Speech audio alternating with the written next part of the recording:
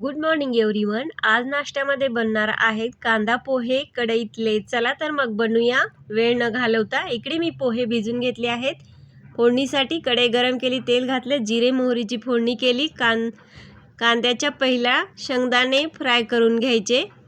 शेंगदाणे छान फ्राय झाल्यानंतर मिरची घालायची. मिरची घातली की लगेच कांदा घालायचा ओबड चिरलेला.